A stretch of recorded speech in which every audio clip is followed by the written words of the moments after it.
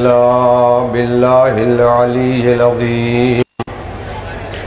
أعوذ بالله من الشيطان اللعين الرجيم. بسم الله الرحمن الرحيم. الحمد لله الذي هدانا لهذا وما كنا لنهتدي لولا أن هدانا الله. والصلاة والسلام على سيد الأنبياء والمرسلين وخاتم النبيين ورحمة للعالمين المخاطب بطه وياسين الذي كان نبيا وآدم بين الماء والطين سيدنا ونبينا وحبيب قلوبنا وطبيب نفوسنا مولانا أبي القاسم محمد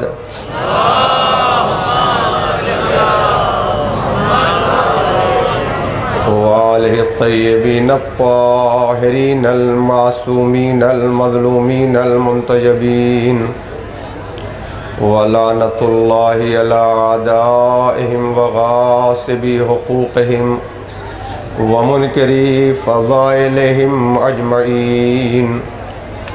أما بعد فقد قال الله سبحانه تبارك في القرآن الحكيم. بسم الله الرحمن الرحيم. يا أيها الذين آمنوا أطيعوا الله وأطيعوا الرسول وأولي الأمر منكم. صلوات پڑھ دیں محمد وعلى محمد.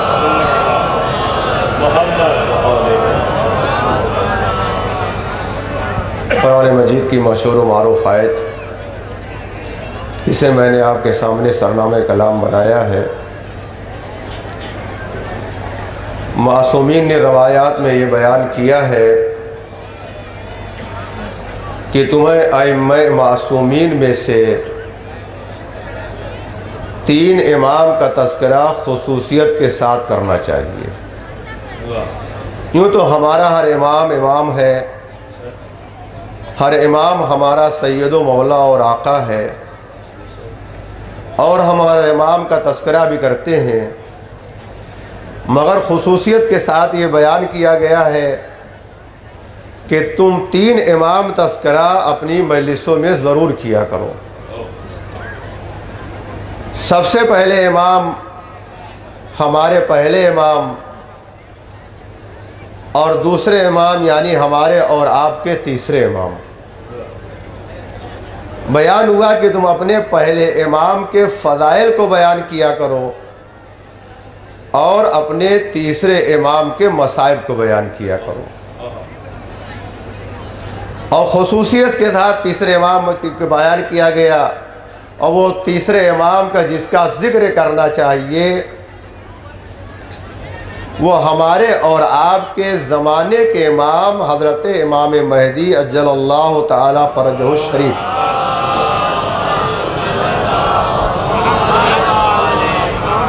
مجالس میں مکمل طور سے مولا کائنات کا ذکر ہو چکا، اور میں بھی آپ کے سامنے مولا کائنات کے بارے میں بیان کروں گا.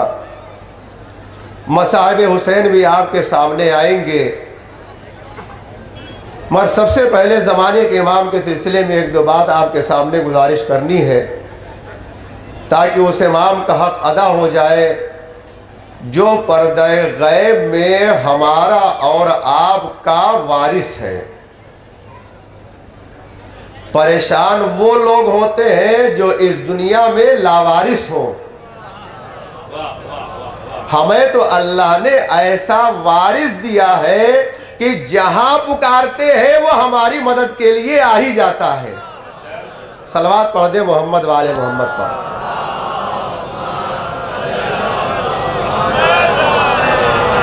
چونکہ قرآن مجید میں خالق کائنات نے اعلان کیا ہے کہ ہم انسان کو روز قیامت اس کے امام کے ساتھ بلائیں گے. ائمہ کے ساتھ نہیں کہا اللہ نے، کہ ہم ائمہ کے ساتھ بلائیں گے. کیا اللہ نے کہا؟ بے امامہم، ہم اس کے زمانے کے امام کے ساتھ بلائیں گے. ہمارا ہر امام امام ہے، اس میں کوئی شک و شبہ نہیں ہے، مگر جس امام کے ساتھ ہمیں اور آپ کو مشہور ہونا ہے، جس امام کے پیچھے ہمیں آپ کو جانا ہے، وہ ہمارے اور آپ کے زمانے کا امام ہے. لہذا صرف ایک بات آپ کے سامنے عرض کرنا، اس کے بعد آپ آگے بڑھ جانا ہے کہ زمانے کے امام وہ ہے جس کا ہم بھی انتظار کر رہے ہیں اور پوری کائنات انتظار کر رہی ہے. مگر مسئلہ یہ ہے کہ آخر یہ انتظار شروع کہاں سے ہوا؟ یہ انتظار شروع کہاں سے ہوا؟ آیا یہ آج کی بات ہے یا 100-200 سال پہلے کی بات ہے یا ہزاروں سال پہلے کی بات ہے؟ تو جو اس دنیا میں سب سے پہلا انتظار ہوا جب اللہ نے ملائکہ کو آواز دی انی جاعل فی الارض خلیفہ، کہ میں زمین میں ایک خلیفہ بنانے والا ہوں. اللہ نے کہہ دیا. مگر پیدا کب کر کیا اللہ نے جناب آدم کو؟ اللہ نے کہا میں خلیفہ بنانے والا ہوں. ایک مدت گزر گئی، ایک وقت گزر گیا، اور اس کے بعد تب اللہ نے جناب آدم کو خلق کیا اور پیدا کیا. تو کہنے سے لے کر کے اور پیدا ہونے کے جو درمیان کا وقفہ ہے، جو درمیان ہے، جب اللہ نے کہا مباحثہ بھی ہوا، بات چیت بھی ہوئی کہ ہمیں بنا دے، ان کو نہ بنا، اور ساری چیزیں جو ہم آپ روزانہ سنا کرتے ہیں، تو جب اللہ نے کہا اس وقت سے لے کر کے اور پیدا ہونے کے وقت تک کا یہ جو درمیان کا وقت تھا، یہ کیا تھا؟ یہ کیا تھا؟ تو ہم آپ کو سب کو ماننا پڑے گا اور یہ کہنا پڑے گا، یہ درمیانی وقفہ وہ تھا کہ اللہ نے کہا تھا ملائکہ انتظار کر رہے تھے کہ آخر کب بنائے گا. ملائکہ انتظار کر رہے ہیں کہ آخر اللہ کب بنائے گا. اب معلوم یہ ہوا کہ اللہ کے بنائے ہوئے خلیفہ کا انتظار کرنا اب معصوم ملائکہ کی سنت پائی جاتی ہے. اب بس فرق یہ ہے کہ انہوں نے پہلے کا انتظار کیا اور ہم آخری کا انتظار کر رہے ہیں. صلوات پڑھ دے محمد والے محمد پر.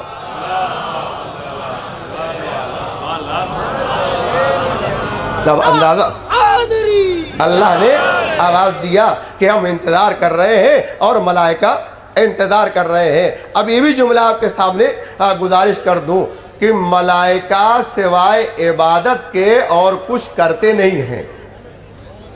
ملائکہ کا کام صرف اور صرف عبادت کرنا ہے اور اس کے علاوہ کچھ کام اور نہیں ہے. اب جب انتظار کر رہے ہیں ہم عبادت کے علاوہ کچھ کرتے نہیں ہیں، اس کا مطلب یہ ہوا کہ انتظار کرنا بھی عبادت ہے. انتظار کرنا بھی عبادت ہے، چاہے پہلے کے کیا جائے اور چاہے آخر کا کیا جائے. آپ اندازہ لگائے اللہ نے آواز دیا اے میرے بندو، اے میرے بندو، ہم نے تمہیں پیدا کیا ہے، ہم نے تمہیں خلق کیا ہے، تم اس دنیا میں آئے ہو تو ہم نے تمہیں عبادت کے لیے پیدا کیا ہے. ہمارے آخری رہبر کا انتظار کرتے رہو، عبادت ہوتی جائے گی. صلوات پڑھ دے محمد والے محمد پر.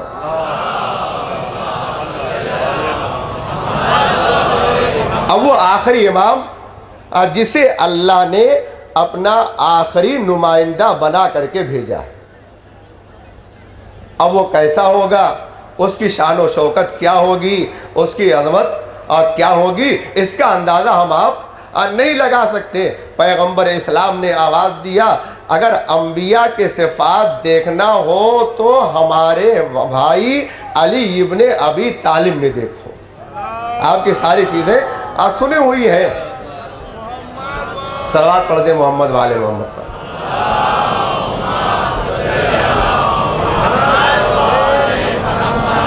پیغمبر نے فرمایا اور آواز دیا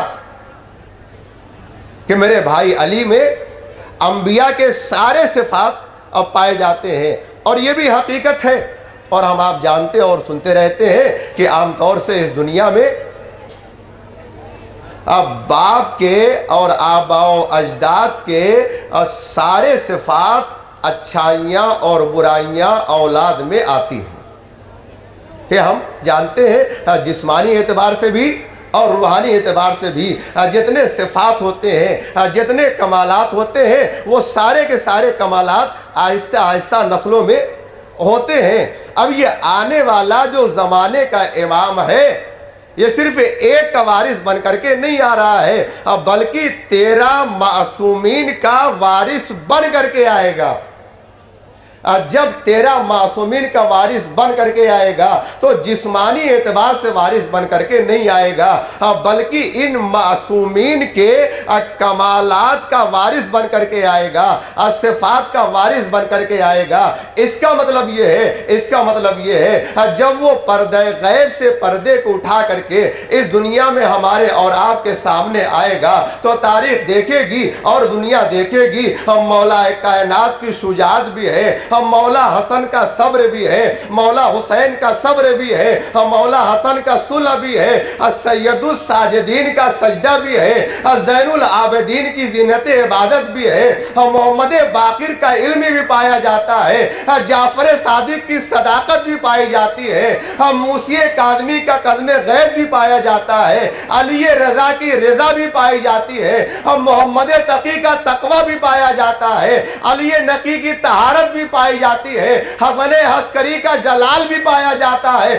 ابھی تک دنیا نے صرف ایک کو دیکھا تھا، مگر جب وہ پردہ غیب اٹھا کر کے آئے تھا کہ صرف ایک ہوگا، مگر 14 کے صفات اس میں جلوہ نما ہوں گے. صلوات پڑھ دیں محمد والے محمد.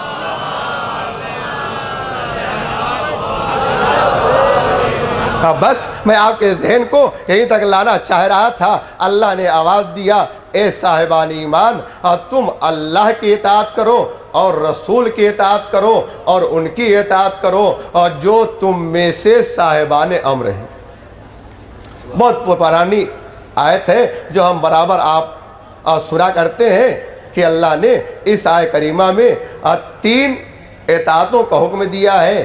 ایک اپنی اطاعت کا، دوسرے اپنے رسول کی اطاعت کا، دوسرے صاحبان امر کی اطاعت کا.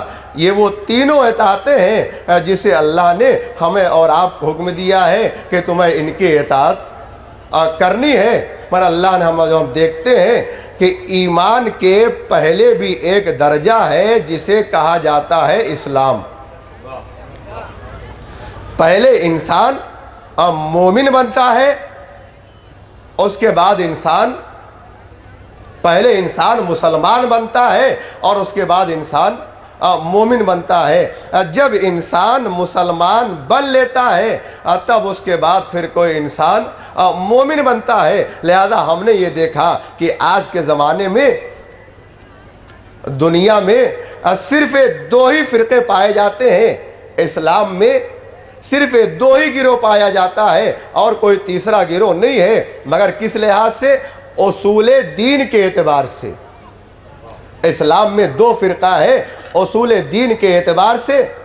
ایک وہ فرقہ ہے، ایک وہ گروہ ہے جو اصول دین کو اور توحید، نبوت اور قیامت مانتا ہے. دوسرا گروہ وہ ہے جو اصول دین میں توحید کے ساتھ عدالت اور نبوت کے ساتھ قیامت مانتا ہے. اس لحاظ سے مسلمانوں میں اور کوئی فرقہ نہیں ہے. بس اتنا ہی ہے، یا تو اصول دین میں 3 چیزیں مانتا ہے، توحید، نبوت اور قیامت، اور یا تو 5 مانتا ہے، نبوت کے ساتھ امامت اور توحید کے ساتھ عدالت. جب آپ نے شمار کر لیا تو آپ کے ذوق کے اعتبار سے ایک جملہ کہہ دوں کہ 2 گروہ ہے اصول دین میں، توحید، نبوت اور قیامت کو مانتا ہے، یعنی 3 چیزوں کو مانتا ہے. ایک دوسرا گروہ وہ ہے جو 5 چیزوں کو مانتا ہے، توحید کے ساتھ عدالت کو اور نبوت کے ساتھ امامت کو. آپ کے ذوق کا جملہ جب آپ نے شمار کر لیا، ایک گروہ 3 چیزوں کو مانتا ہے، ایک گروہ 5 چیزوں کو مانتا ہے، یہیں سے فیصلہ ہو گیا جو 3 کو مانتا ہے اسے مسلمان کہا جاتا ہے، اور جو 5 کو مانتا ہے اسے مومن کہا جاتا ہے۔ صلوات پڑھ دے محمد والے محمد پر۔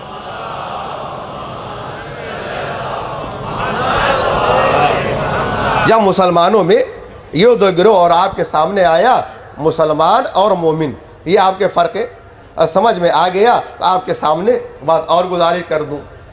ایک مسلمان اور ایک مومن، یہ 2 آدمی موجود تھے، آپس میں بحث کر رہے تھے۔ مسلمان اور مومن آپس میں یہ بحث کر رہے تھے۔ کیا بحث کر رہے تھے؟ وہی جو عام طور سے ہمارے اور آپ کا فرق ہے۔ مسلمان یہ کہہ رہا تھا کہ بھائی پیغمبر اسلام کے بعد جانشین پیغمبر ابوبکر ہے، فلاں ہے۔ اور جو مومن تھا وہ کہہ رہا تھا ایسا نہیں، بلکہ پیغمبر اسلام کے بعد جانشین پیغمبر مولا کائنات ہے۔ دونوں میں بحث ہو رہی ہے، دونوں میں مناظرہ ہو رہا ہے، دونوں میں گفتگو ہو رہی ہے، مگر نہ یہ ان کی بات ماننے کے لیے تیار اور نہ وہ ان کی بات سننے کے لیے تیار۔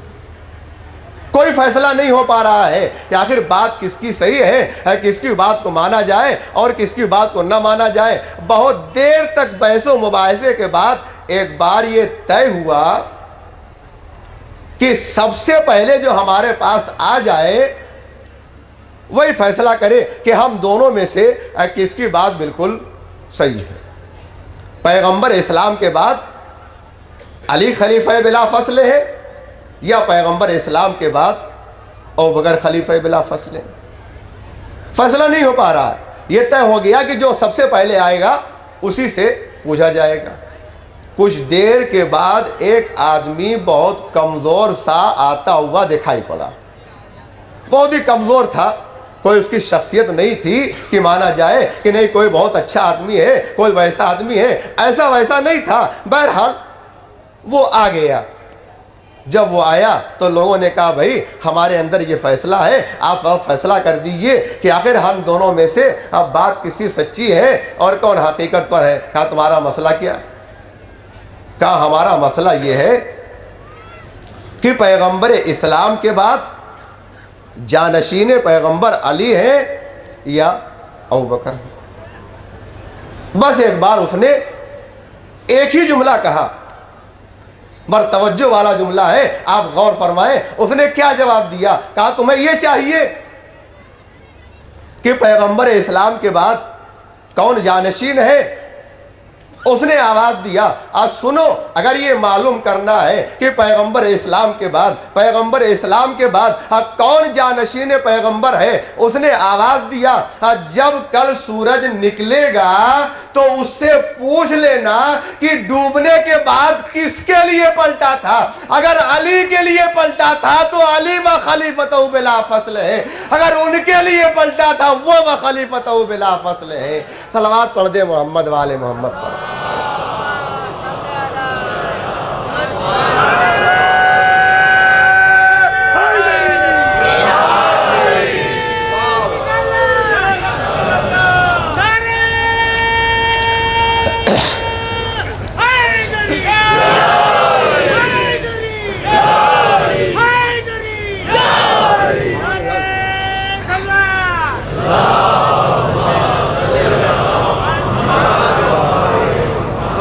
ایک اور صلوات پڑھ دے محمد والے محمد پر۔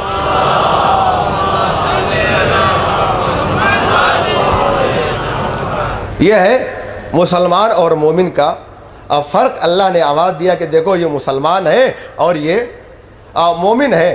اللہ بتانا چاہتا ہے کہ اے صاحبان ایمان، تم اللہ کی اطاعت کرو اور رسول کی اطاعت کرو اور ان کی اطاعت کرو اور جو تم میں سے صاحبان امر ہیں۔ خطاب اللہ نے کس کو کیا؟ صاحبان ایمان کو۔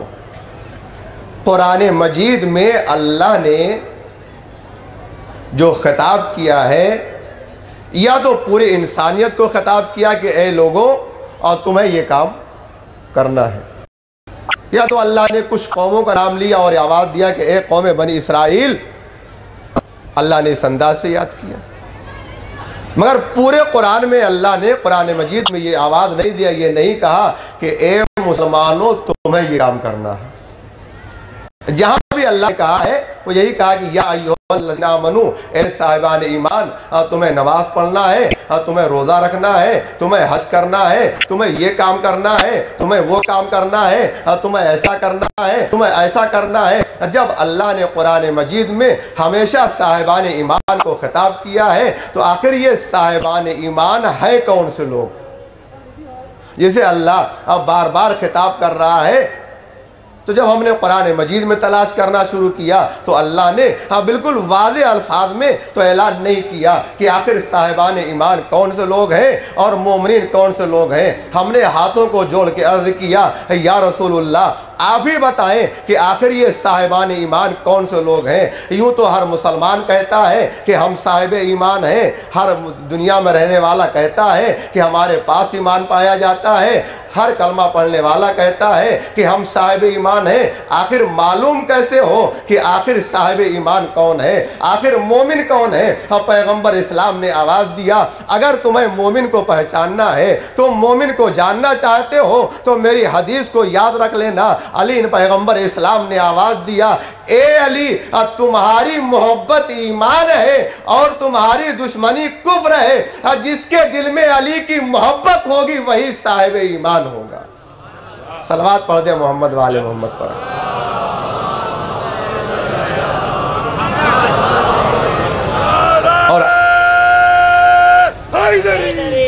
اور عام طور سے کوئی حکم دیا جاتا ہے اور کوئی بات کہی جاتی ہے تو اسی سے کہی جاتی ہے جس پہ عمل کرنے کی امید ہوتی ہے.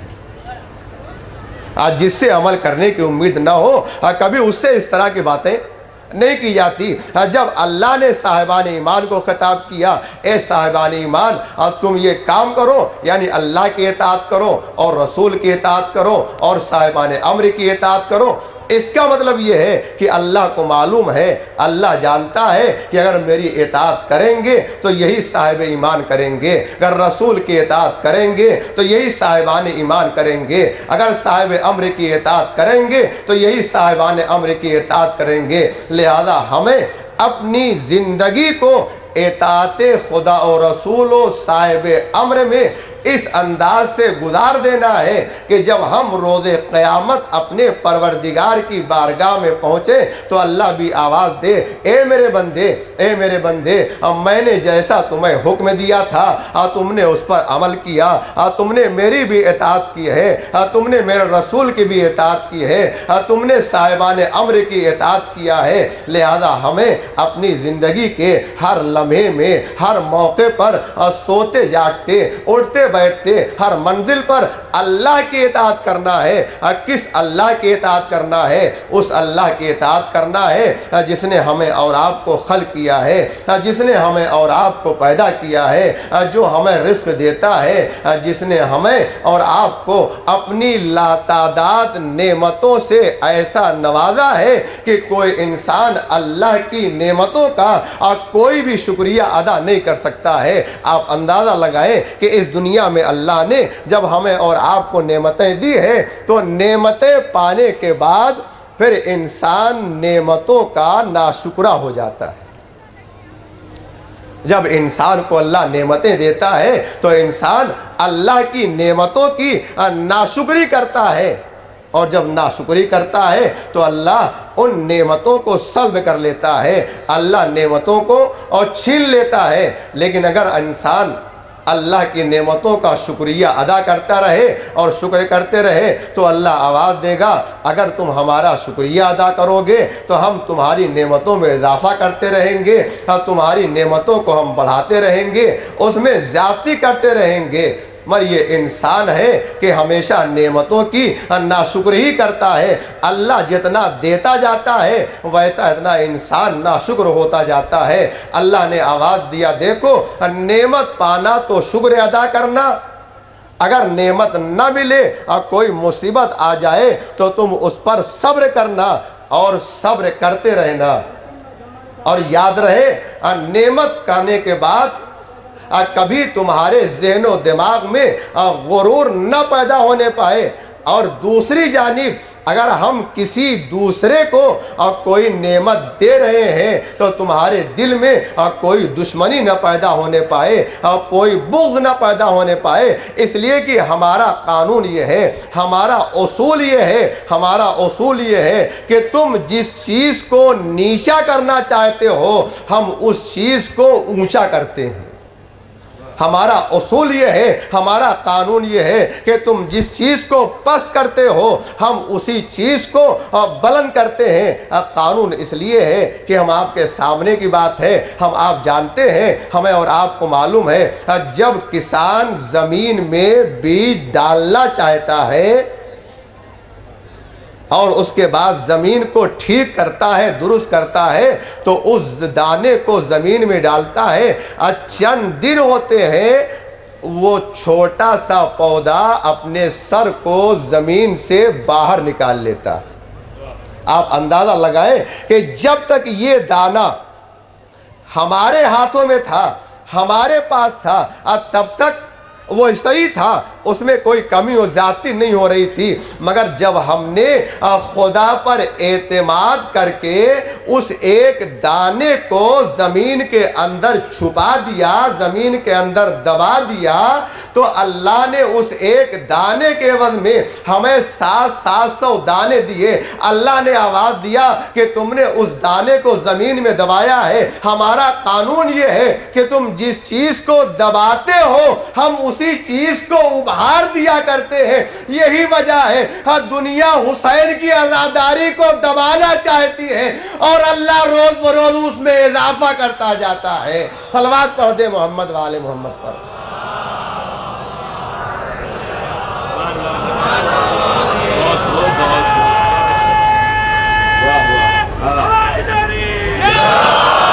اللہ بتانا چاہتا ہے کہ تمہارے دبانے سے کائنات کی کوئی چیز دبتی نہیں ہے۔ اس لیے ہمارا اصول ہے تم جسے جتنا پست کرتے جاؤ گے ہم اسے اتنا ہی زیادہ بلند کرتے جائیں گے اور اونچا کرتے جائیں گے۔ اور عام طور سے دنیا میں اہل بیت کے بارے میں ہم نے یہی دیکھا کہ دنیا یہ چاہتی ہے کہ اہل بیت کو کمزور کر دیا جائے، اہل بیت کے فضائل کو مٹا دیا جائے، مگر اللہ نے آواز دیا یہ تو ہمارا کرم ہے کہ ہم جس کو بلند کرنا چاہتے ہیں اس کو کوئی پس نہیں کرنا چاہتا۔ ہم نے اسے پہلے ہی سے بلند کر کے پیدا کیا ہے۔ ہم نے ان کا نام ہی پہلی منزل پر علی رکھا ہے کہ جس کے معنی بلندی ہی کے ہوتے ہیں۔ ہم نے ان کا نام محمد رکھا ہے جس کے معنی قابل تعریف کے ہوتے ہیں۔ ہم نے ان کا نام فاطمہ ہی رکھا ہے جو اپنے چاہنے والوں کو بچانے والی ہیں۔ ہم نے ان کا نام حسن رکھا ہے جو خود اس لفظ سے ظاہر ہے۔ ہم نے ان کا نام حسین رکھا ہے جو خود اس سے ظاہر ہے۔ لہذا اے زمانے والوں، اہل بیت کو کسی لحاظ سے کمزور کرنے کی کوشش نہ کرنا۔ جتنا تم اہل بیت کو دباتے جاؤ گے اتنا ہم اہل بیت کو ابھارتے جائیں گے۔ ایک اور صلوات پڑھ دیں محمد وآل محمد پر۔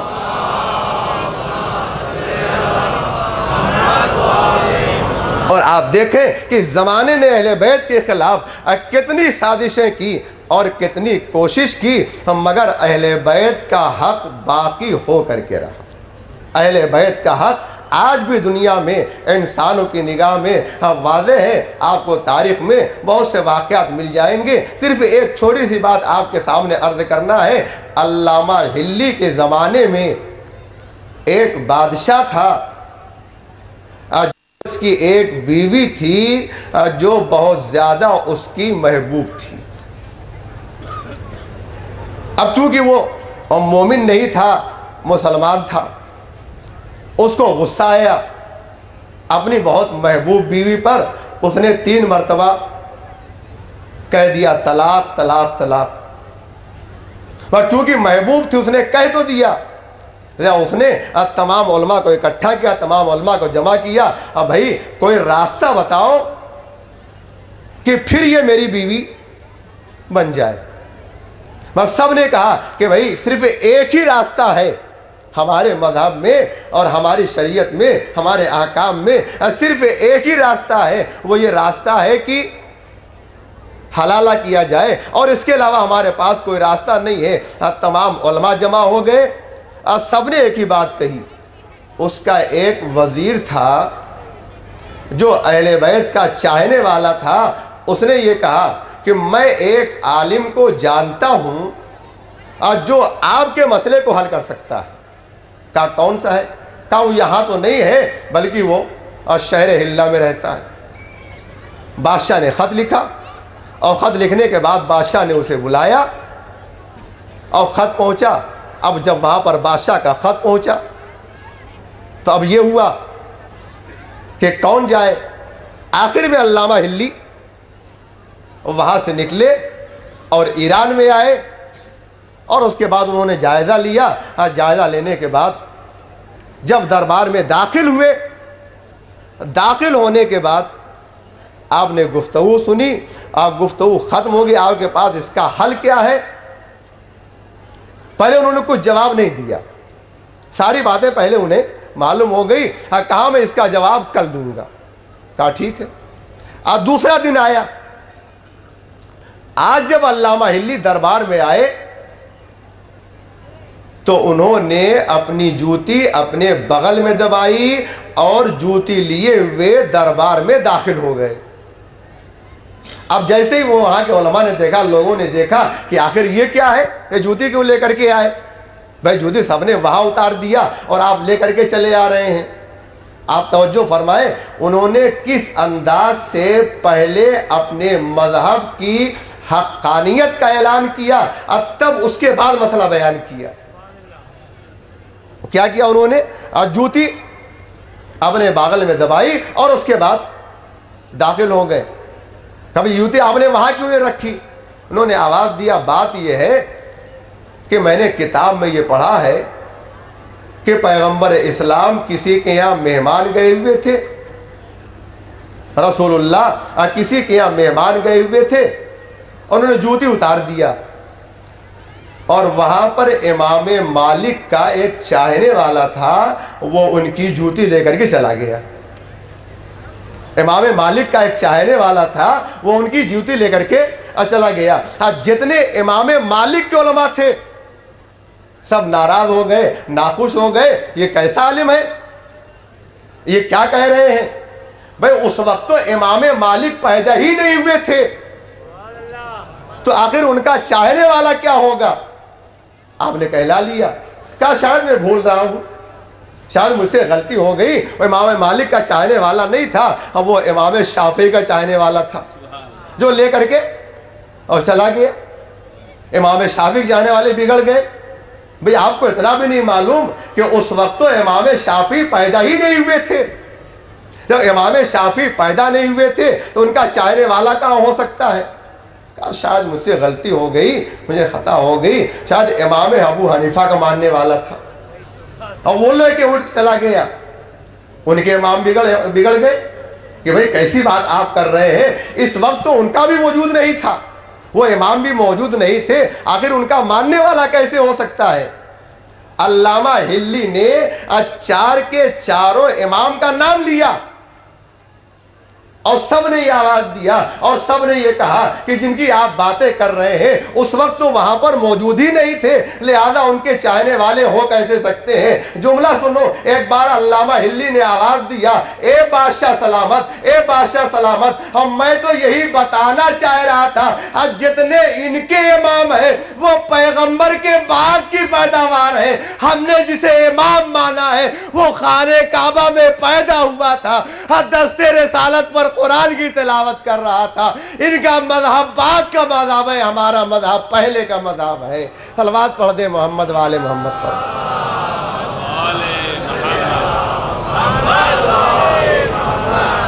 عجب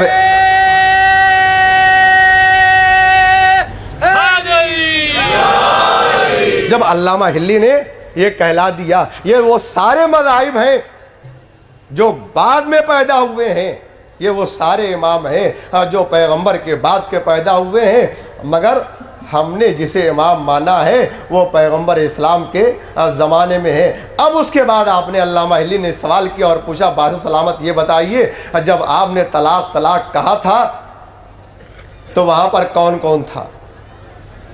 بادشاہ سلامت نے جواب دیا کہ اس وقت تو وہاں پر کوئی نہیں تھا۔ علامہ ہلی نے فوراً جواب دیا جب کوئی نہیں تھا، جب وہاں پر کوئی نہیں تھا تو طلاق بغیر 2 گواہوں کے نہیں ہو سکتا،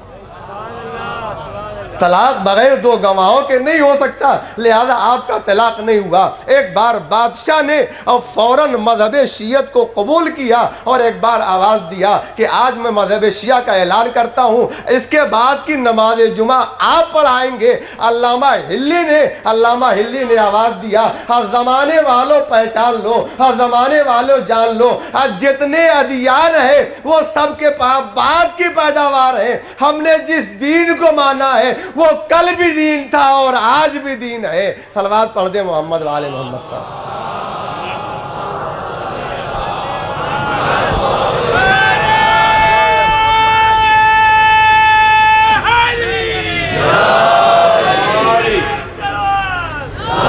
اب بات آ گئی تو یہ بھی آپ کے سامنے گزارش کر دوں کہ مولا علی کے بارے میں ایران میں ایک عالم تھے جو ہماری طرح منبر پہ بیٹھ کر کے مجلسیں پڑھا کرتے تھے۔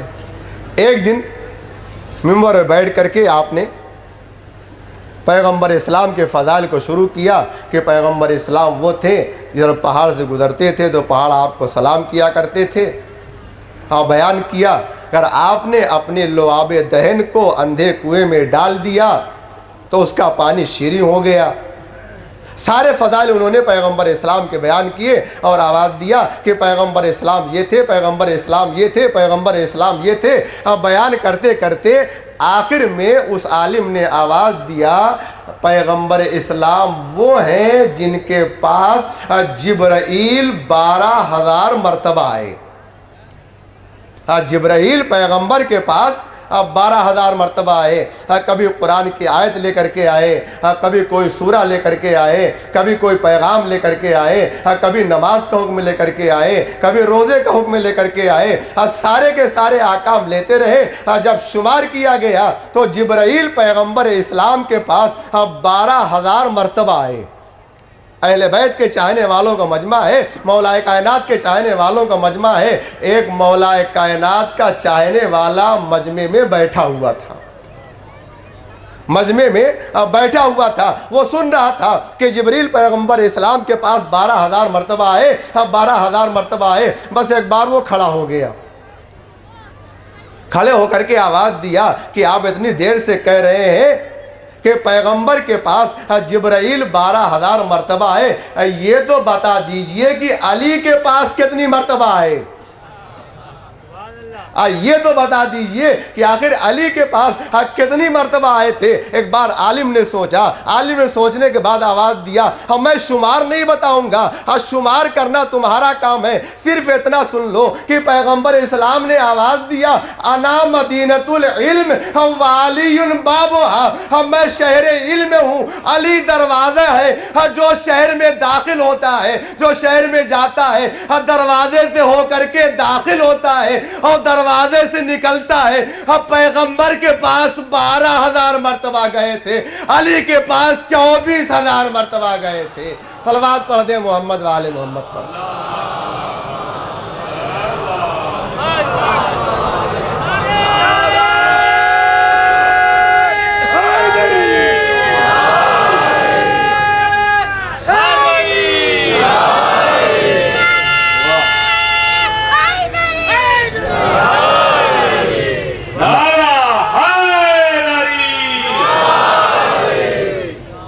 نعرے صلوات۔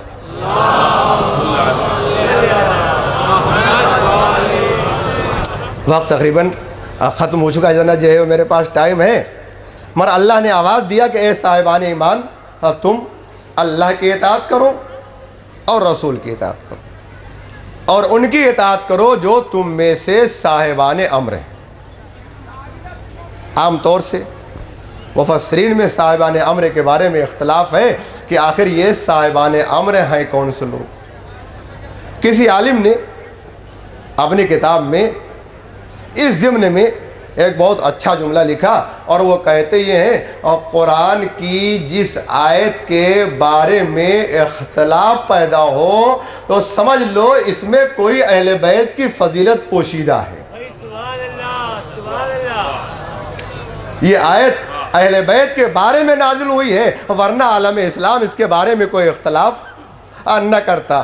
صاحبان امر کے بارے میں اختلاف پایا جاتا ہے، مگر اللہ نے اسی آیت میں بتایا ہے کہ آخر صاحبان امر کون سے لوگ ہونا چاہیے۔ اللہ نے آواز دیا، وَأُولِي الْأَمْرِ مِنْكُمْ، اے صاحبان ایمان تم اللہ کی اطاعت کرو اور رسول کی اطاعت کرو اور ان کی اطاعت کرو اور جو تم میں سے صاحبان امر ہیں۔ اگر برابر والے کی اطاعت کا حکم دیا جائے تو کوئی کسی کی اطاعت نہیں کرتا۔ اطاعت عام طور سے کی جاتی ہوتی ہے کسی جو افضل ہو، کبھی برابر والے کی کسی کی اطاعت نہیں ہو سکتی۔ اللہ کہہ رہا ہے کہ اے صاحبان ایمان تم اطاعت کرو اولو الامر کی، وَأُولِي الْأَمْرِ مِنْكُمْ، جو تم میں سے ہیں۔ اگر سب مومنین ہو اور اللہ اطاعت کرنے کا حکم دے تو سب برابر ہو جائیں گے۔ اس کا مطلب یہ ہے کہ صاحبان امر وہ لوگ ہیں جو مومن بھی ہیں مگر تمام مومنین سے بہتر بھی ہیں، مومن بھی ہیں تمام مومنین سے بہتر بھی ہیں۔ تو اب ہمیں آپ کو ماننا پڑے گا کہ اللہ نے جسے صاحب امر بنا کر کے بھیجا ہے یہ ساری کائنات مومن کہی جاتی ہے اور اسے امیر المومنین کہا جاتا ہے۔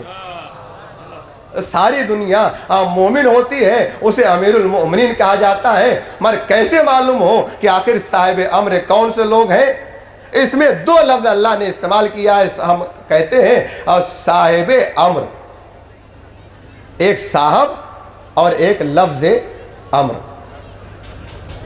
صاحب کے معنی ہوتے ہیں مالک کے، ہم کہتے ہیں صاحب مکان اور صاحب مال۔ اس کا مطلب کیا ہوتا ہے؟ جب ہم نے کہا صاحب مکان، اس کا مطلب یہ ہوتا ہے کہ جو مکان کا مالک ہے اسے اس مکان کے بارے میں مکمل تصرف کا حق ہے، مکمل تصرف کا حق ہے، چاہے وہ مکان میں رہے چاہے وہ کسی کو کرائے پر دے دے، چاہے وہ مکان بیچ ڈالے چاہے اسے گرا کر کے دوسرا تعمیر کرائے، یعنی وہ جو کچھ بھی کر رہا ہے کسی کو اعتراض کرنے کا حق نہیں ہے، اس لیے کہ وہ مکان کا مالک ہے۔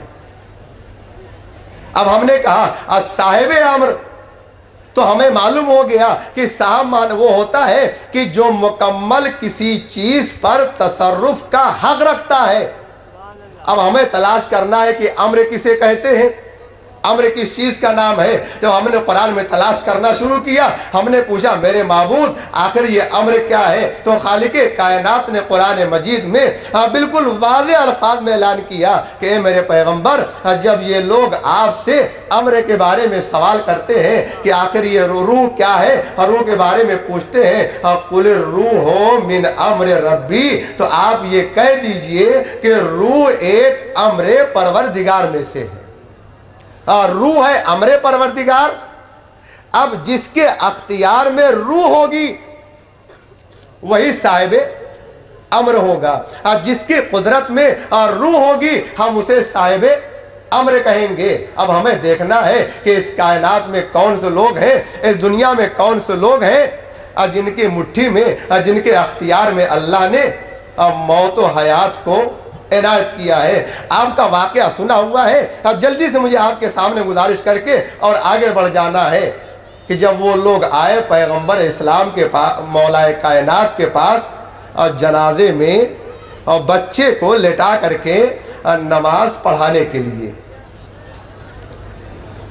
کس لیے آئے تھے؟ ایک عورت کو لے کر کے آئے تھے کہ لا کر کے نماز پڑھا دے۔ واقعہ آپ کا سنا ہوا ہے، مگر اسے لالچ دیا، عورت کو ضعیفہ تھی، کمزور تھی، لہذا اس لالچ میں آ گئی۔ مگر آپ یاد رکھیں کہ عورتوں کو کبھی کمزور نہیں سمجھنا چاہیے۔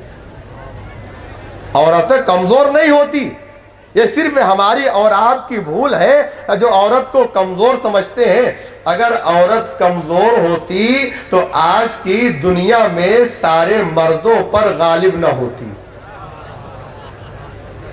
سارے مردوں پر غالب نہ ہوتی۔ اور کتنی طاقتور یہ عورت ہے، کتنی طاقتور یہ عورت ہے، اس کا اندازہ ہم آپ نہیں لگا سکتے۔ اس کائنات میں شیطان کو جس نے سب سے پہلے پتھر مارا ہے اس کا نام عورت ہے۔ جس نے سب سے پہلے پتھر مارا ہے وہ عورت ہے۔ کون تھی؟ جناب حاجرہ۔ اس کے پہلے کسی نے شیطان کو پتھر نہیں مارا، جناب حاجرہ نے پتھر مارا۔ جناب ابراہیم نے بعد میں مارا، جناب اسماعیل نے پتھر بعد میں مارا، پہلے جناب حاجرہ نے مارا تھا اور آواز دیا بھاگ جا، اس لیے کہ تو مجھے شیطان معلوم ہوتا ہے۔ جناب حاجرہ نے شیطان کو پتھر مار کے بھگا کر کے بتا دیا، زمانے والوں پہچان لو، جب کسی انسان پر ایمان غالب ہوتا ہے تو وہ شیطان کو پتھر مار کے گھر سے بھگا دیا کرتی ہے، لیکن اگر نفس غالب ہوتا ہے تو شیطان اسے گھر سے نکال دیا کرتا ہے۔ صلوات پڑھ دے محمد والے محمد پر۔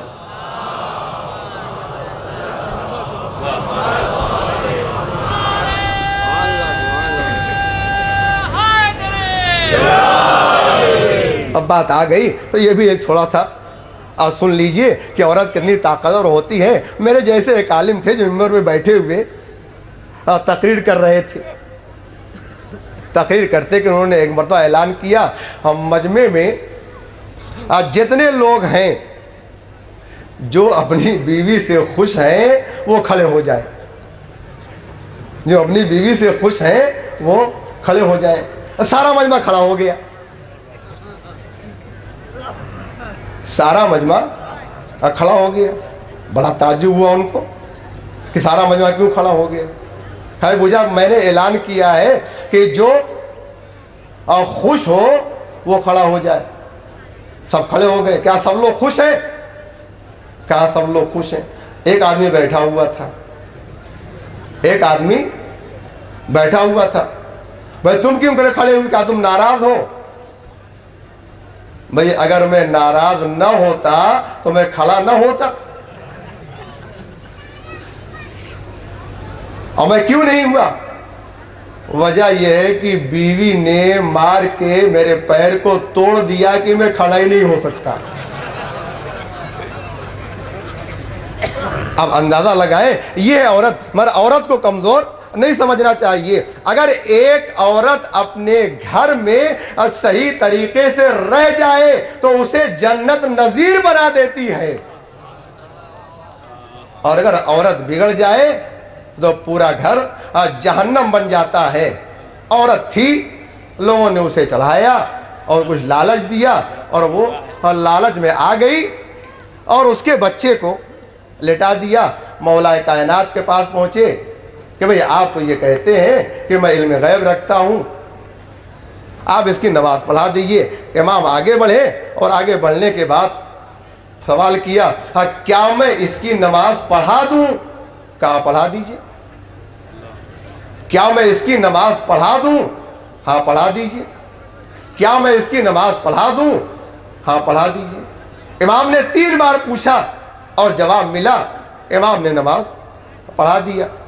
اب جو لوگ مذاق اڑانے کے لیے آئے تھے وہ مذاق اڑانے لگے اور کہنے لگے کہ بھئی آپ تو کہتے ہیں کہ ہمیں علم غیب ہے، ہم تو آسمان کی باتوں کو جانتے ہیں، آپ کو یہ خبر ہی نہیں کہ آخر چادر کے نیچے زندہ لیٹا ہوا ہے یا مردہ لیٹا ہوا ہے۔ امام نے مسکرا کر کے آواز دیا چادر تو ہٹا کے دیکھو، چادر تو ہٹا کر کے دیکھو تو معلوم ہے ہوگی زندہ ہے یا مردہ ہے۔ اب جو لوگوں نے چادر اٹھا کر کے دیکھا تو جسے زندہ لے کر کے آئے تھے وہ مردہ ہو چکا تھا، وہ مردہ ہو چکا تھا۔ بس ایک بار عورت نے، اس بوڑھی عورت نے اپنے سر کو جھکا دیا اور آواز دیا میرے مولا، میرے مولا، میں اپنے بچے کو آپ ہی سے لوں گی، امام نے جا نماز بچھا دیا اور 2 رکعت نماز پڑھا. نماز پڑھنے کے بعد ٹھوکر ماری اور آواز دیا قم باذنی، تو میرے حکم سے اٹھ جا. امام نے کہا ایک بار وہ زندہ ہو گیا. امام نے ایک ہی وقت میں ایک ہی مردے کو زندہ کر کے اور اس کے بعد مردہ کر کے زمانے والوں کو بتا دیا اللہ نے موت و حیات جس کے اختیار میں دیا ہے اسے علی ابن ابی طالب کہتے ہیں اور یہی صاحب امر ہے. صلوات پڑھ دیں محمد والے محمد پر.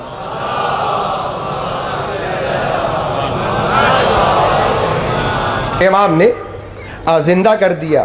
مگر مسئلہ یہ ہے اور سوال یہ ہے کہ ہم اپنے آقا اور اپنے مولا کو تمام انبیاء سے بہتر سمجھتے ہیں کہ ان سے بہتر کوئی نبی نہیں ہے، ان سے افضل کوئی مرتبہ نہیں. بھئی جناب عیسیٰ بھی مردوں کو زندہ کرتے تھے، میرے مولا نے بھی زندہ کیا. آخر کیسے مانا جائے کہ علی افضل ہے اور جناب عیسیٰ مفضول ہے، وہ برتر ہے اور یہ کمتر ہے؟ کیسے مانا جائے؟ انہوں نے بھی مردوں کو زندہ کیا، انہوں نے بھی مردوں کو زندہ کیا، ان کا انداز بھی یہی ہے، ان کا انداز یہی ہے. آخر بہتر کیسے مانا جائے؟ تو توجہ فرمائیں. بات یہ ہے دونوں میں فرق یہ پایا جاتا ہے، دونوں میں فرق پایا جاتا ہے. وہ جناب عیسیٰ تھے جب مردوں کو زندہ کرتے تھے تو آواز دیتے تھے قم باذن اللہ، تو اللہ کے حکم سے اٹھ جا. مگر جب علی زندہ کرتے تھے تو آواز دیتے تھے قم باذنی، تو میرے حکم سے اٹھ جا.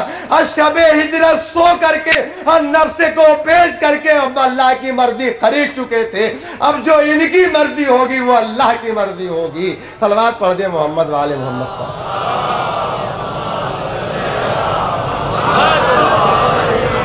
اور ہمیں ایک فرق اور دکھائی پڑتا ہے، وہ یہ فرق دکھائی پڑتا ہے جناب موسیٰ جسے بھی زندہ کرتے تھے اور جیسا مرتا تھا ویسا ہی زندہ ہوتا تھا.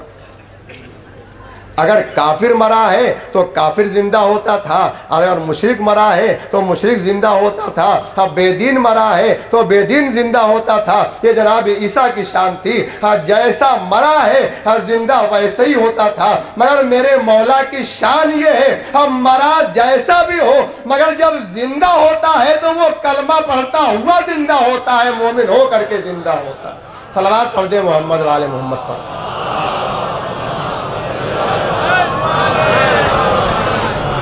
اللہ نے انہیں صاحب امر بنا کر کے بھیجا ہے. بس میں نے آپ کی زحمت کو اور تمام کیا اور ختم کیا. اللہ نے جب انہیں صاحب امر بنا دیا تھا تو صرف مولا کائنات صاحب امر نہیں تھے بلکہ ہمیں میدان کربلا میں بھی ایک صاحب امر دکھائی پڑتا ہے جس کا اختیار پوری کائنات پر ہے، جس کا اختیار زمین پر بھی ہے، جس کا اختیار آسمان پر بھی ہے، جس کا اختیار اس ساری کائنات پر ہے. میرے مولا حسین نے کس انداز سے اپنے صاحب امر ہونے کا اعلان کیا جب حسین تنہا رہ گئے اور ایک بار مقتل میں آ کر کے آواز دیا عمر سعد حسین کچھ کہنا چاہتا ہے، حسین تم سے کچھ گفتگو کرنا چاہتا ہے. ایک بار آواز دیا حسین کیوں نہیں کہتے؟ جواب دیا یہ جو میدان کربلا میں باجے بجائے جا رہے ہیں اس کی وجہ سے میری آواز تو نہیں سن سکتا ہے، انہیں روک دے تاکہ میری آواز تجھ تک پہنچ جائے. عمر سعد نے حکم دیا اور ایک بار باجے رک گئے. پھر کہا حسین کہو. پھر امام نے آواز دیا نہیں، یہ جو گھوڑے دوڑ رہے ہیں اس کی وجہ سے تو میری آواز نہیں سن سکتا ہے.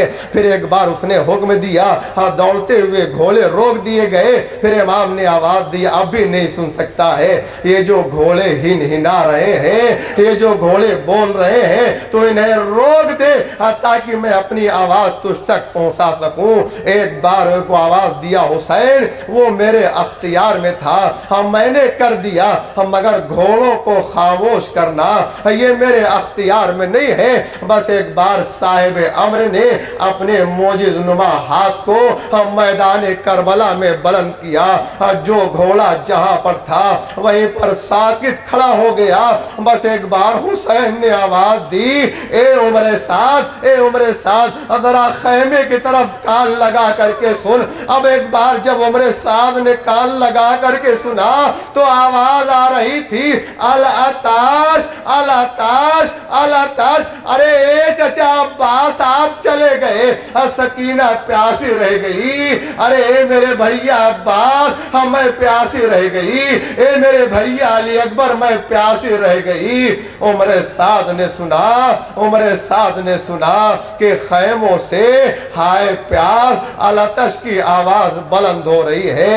ہاں عزادارو، حسین کے ماتم دارو، حسین کے ماتم دارو، یہ رونے کا وقت ہے۔ ہم آپ رونے کے لیے جمع ہوئے ہیں۔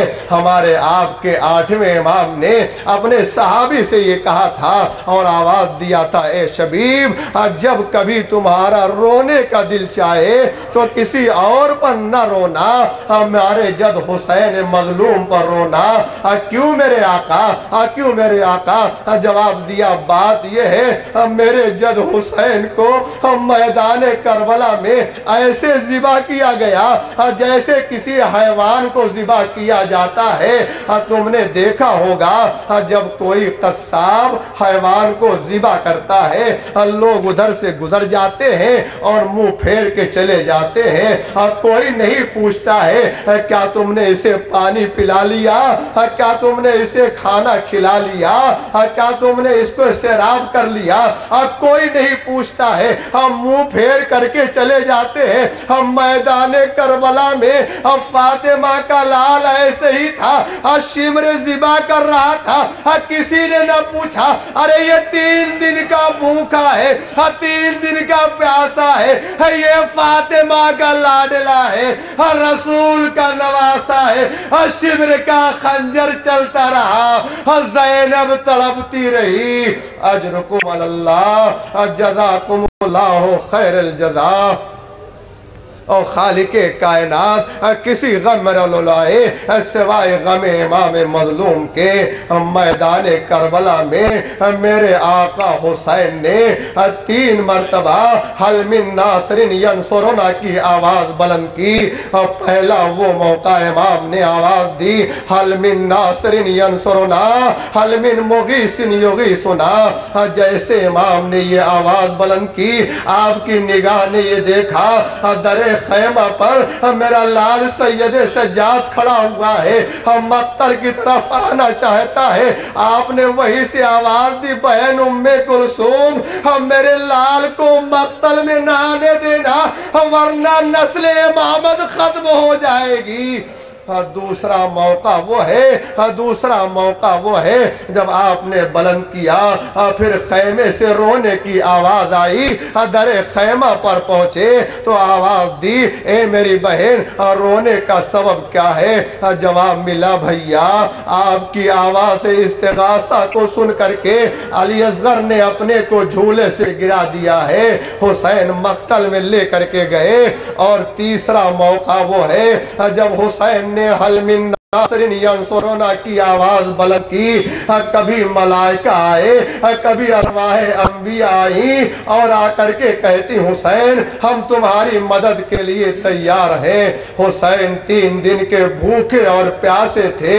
ایک بار مولا حسین نے محسوس کیا شاید میرے سر پر کوئی سایہ کیے ہوئے ہے، کوئی سایہ کیے ہوئے ہے۔ جیسے امام نے یہ محسوس کیا، اپنے سر کو بلند کیا تو کیا دیکھتے ہیں کہ آنے والا کوئی اور نہیں ہے، زعفر جن ہے جو آواز دے رہا ہے، آقا ہم آپ سے اجازت لینے کے لیے آیا ہوں، کیا میں آپ کی مدد کر سکتا ہوں، کیا میں آپ کی نصرت کروں؟ امام نے کہا نہیں زعفر واپس جاؤ، مجھے تمہاری نصرت نہیں چاہیے۔ کہا میرے آقا کیوں ہے؟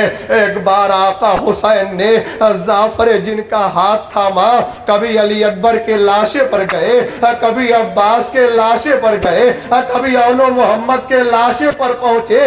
جب سارے لاشوں کو دکھا چکے تو آواز دیا اے جعفر تم ہی بتاؤ جس کا کوئی باقی نہ رہ گیا ہو آخر وہ زندہ رہ کر کے کیا کرے گا؟ جعفر واپس جاؤ۔ امام نے واپس کر دیا، جعفر واپس آئے۔ جب وہاں واپس آئے جہاں رہتے تھے ایک بار ماں نے تڑپ کے پوچھا میرے لال تم کہاں گئے تھے؟ جواب دیا اے اماں میرے آقا حسین نصرت کے لیے بلا رہے تھے مگر میرے آقا نے میری مدد کو قبول نہ کیا اور مجھے واپس کر دیا، میں واپس چلا آیا۔ ایک بار ماں نے تڑپ کر کے آواز دیا اے جعفر تمہیں معلوم نہیں ہے جو تمہارے باپ کو بادشاہت ملی تھی وہ حسین کے بابا کا صدقہ تھا، حسین کے بابا نے تمہارے باپ کو حکومت دیا تھا۔ اگر یہ حسین نے منع کیا ہے چلو میں چلتی ہوں، سفارش کرتی ہوں، اپنے آقا کے ہاتھوں پیر جوڑوں گی تاکہ میرا آقا تمہارے میرے نظر کو قبول کر لے اور شہادت کو قبول کر لے۔ ایک بار جعفر پھر روانہ ہوئے، آگے آگے جعفر ہے، پیچھے پیچھے ماں ہے اور سارا لشکر ہے۔ جیسے ہی میدان کربلا میں پہنچے آواز گونج رہی تھی قد قتل الحسین بکربلا، قد ذبح الحسین بکربلا۔ سامنے حسین کا نوکے نیزہ پر سر موجود تھا، طلب کر کے آواز دی اماں غضب ہو گیا، میرا آقا دنیا میں موجود نہیں ہے، اجرکم اللہ۔ بس جیسے ہی جناب جعفر نے اور آپ کی ماں نے یہ سنا ایک بار آواز دیا میرے لال چلو ذرا دیکھوں تو کہ ان کے بعد میرا امام کون ہے۔ یقیناً وہ میرا امام تھا، ابھی امامت کا اختتام نہیں ہے، اس کے بعد کون سا امام ہے۔ جناب جعفر جن اپنی ماں کو لے کر کے روانہ ہوئے، کہاں گئے، کہاں جا رہے ہیں کہ جہاں خیموں میں آگ لگی ہوئی ہے، بیویوں کے ساتھ اور سروں سے چادریں چھینی گئی ہے۔ ایک بار ذرا آگے بڑھے اور آگے بڑھنے کے بعد سلام کیا، سلام کرنے کے بعد کسی سے پوچھا یہ بتاؤ کہ اس وقت زمانے کا امام کون ہے، زمانے کا امام کون ہے۔ کسی نے جواب دیا وہ خیمہ ہے اور اس خیمے میں زمانے کا امام غشی کے عالم میں پڑا ہوا ہے۔ ایک بار جعفر داخل ہوئے، داخل ہونے کے بعد صاحب ریاض القدس تحریر کرتے ہیں اور لکھتے ہیں جعفر گئے اور جعفر نے جا کر کے بیدار کیا، ہاتھوں کو جوڑا میرے آقا میں جعفر ہوں، آپ کے بابا کی مدد کرنے کے لیے آیا تھا مگر مدد تو نہ کر سکا۔ اے میرے آقا اگر کوئی مدد درکار ہو تو آپ کا یہ غلام مدد کرنے کے لیے تیار ہے۔ میرے آقا نے ایک ہی جملہ کہا، میرے آقا نے آواز دیا اے جعفر اگر تم مدد کرنا چاہتے ہو ابھی تھوڑی دیر کے بعد ہمیں اسیر کر کے لے جایا جائے گا، اونٹ کی ننگی پیٹھ پر بیویاں گرفتار ہوں گی اور ان کے ہاتھ پیچھے بدے ہوں گے، ان کی گودی میں بچے ہوں گے، اگر بچے اونٹ سے گر کے مر جائے اے جعفر ان ہمارے بچوں کو دفن کر دینا، اگر ایسا نہ ہو ہمارے بچوں کے لاشیں بغیر دفن کے رہ جائے۔ اجرکم اللہ، اجرکم اللہ۔ اور خالق کائنات کسی غم میں نہ رلائے سوائے غم اہل بیت کے۔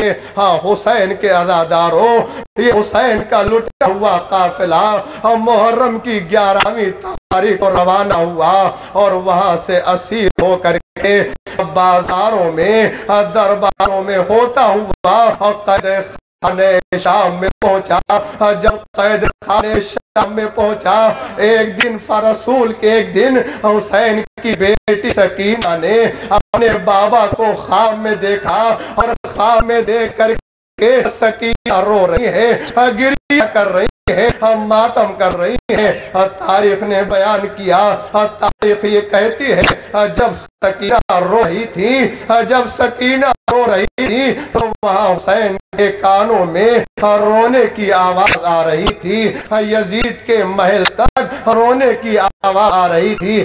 تاریخ نے پھر بیان کیا، راوی بیان کرنے والا یہ کہتا ہے میں یزید کے سرانے موجود تھا اور وہیں پر حسین کا کٹا ہوا سر رکھا ہوا تھا۔ جب قید خانے سے رونے کی آواز آ رہی تھی، ایک بار میری نگاہ نے دیکھا، اس تشت میں کچھ حرکت پیدا ہوئی۔ جب تشت میں حرکت پیدا ہوئی، اس وہاں سے کپڑا خود بخود ہٹ جاتا ہے، تشت سے حسین کا سر بلند ہوتا ہے، حسین کا سر بلند ہوتا ہے، اور بلند ہونے کے بعد یزید کے محل سے باہر جانا چاہتا ہے۔ میں بھی پیچھے گیا کہ آخر حسین کا سر کہاں جا رہا ہے، حسین کا سر کہاں جا رہا ہے۔ باہر نکلا اور باہر نکلنے کے بعد سر حسین تھوڑا سا بلند ہوا اور بلند ہوا یہاں کی محل کی چھت تک پہنچا۔ عزادارو جملہ سنو، ایک بار وہ تاریخ کہتی ہے، راوی یہ کہتا ہے میرے کانوں میں یہ آواز آئی، حسین نے آواز دیا، اے میری بہن زینب، ارے میری بیٹی سکینہ کو خاموش کر دو، ایسا نہ ہو کہ قیامت آ جائے۔ جیسے ہی سر حسین سے آواز آئی، جناب سکینہ کی آواز خاموش تو ہو گئی، سکینہ خاموش تو ہو گئی، مگر ایک بار سکینہ کی خاموشی کے ساتھ بیویوں کے رونے کی آواز بلند ہو گئی۔ بیویاں رو رہی ہیں، بیویاں گریہ کر رہی ہیں، معلوم یہ ہوا ان کے سینے پر سونے والی سکینہ اس دنیا سے رخصت ہو چکے ہیں۔ میرے چوتھے امام نے اپنی بہن سکینہ کو قید خانے شام میں دفن کیا، اور دفن کرنے کے بعد میرے امام وہاں سے چھوٹ کر کے کربلا آئے، اپنے بابا کا ماتم کیا، اور وہاں سے مدینہ کی طرف آ رہے ہیں۔ جب مدینہ کی طرف آئے، بشیر ابن جدلم راست گیا اور جا کر کے اعلان کیا جو حسین کا قافلہ 28 رجب کو گیا تھا وہ واپس آ گیا ہے۔ گلیوں سے گزرتے جاتے ہیں، آواز لگاتے جاتے ہیں، کہتے جاتے ہیں، اور پورے مدینے میں سب کو یہ معلوم ہو گیا کہ حسین کا قافلہ واپس آ گیا، حسین کا قافلہ واپس آ گیا۔ آخری جملہ، آخری روایت آپ کی زحمت تمام ہے، بس ایک بار محمد حنفیہ کے کان میں آواز آئی کہ حسین کا قافلہ واپس آیا ہے۔ محمد حنفیہ گھر سے نکلے، شہر مدینہ کے باہر گئے، شہر مدینہ کے باہر پہنچے، تلاش کر رہے ہیں آخر سید سجاد کہاں ہے۔ کسی سے سوال کیا، یہ بتاؤ اگر کوئی نہیں آیا ہے تو میری بہن زینب تو واپس آئی ہوگی، اپنی بہن زینب سے تم لی۔ کسی نے اشارہ کیا، اے محمد حنفیہ وہ خیمہ آپ کی بہن زینب کا ہے۔ جناب محمد حنفیہ آگے بڑھے، اپنے قدم کو جیسے ہی خیمے کے دروازے پر رکھا، جب اندر دیکھا تو فوراً واپس آ جاتے ہیں، اور ایک بار آواز دیا، اے ضعیفہ، میں نے اپنی بہن کا خیمہ پوچھا تھا، شاید مجھے کسی نے غلط بتا دیا ہے، یہاں تو کوئی ضعیفہ بیٹھی ہوئی ہے۔ ارے ایسے ہی زینب نے سنا، بے ساختہ کھڑی ہو گئی، ارے میرے بھائی محمد حنفیہ، ارے میں ہی تمہاری بہن زینب ہوں۔ جیسے ہی دیکھا، آواز دیا، اے بہن، جب آپ گئی تھی سر کے بال سفید نہ، کمر جھکی ہوئی نہ تھی، میں کیا دیکھ رہا ہوں؟ آواز دیا، بھیا کی شہادت کے بعد خیموں میں آگ لگ گئی، سروں سے چادریں چھن گئی، نامحرموں کے خیمے میں بے مقنعو چادر پھیلائے گئے، آواز دی جا رہی تھی، ہذہ سبایا من بنات رسول اللہ، انا للہ و انا الیہ راجعون، رضا بقضائہ و تسلیما لامرہ۔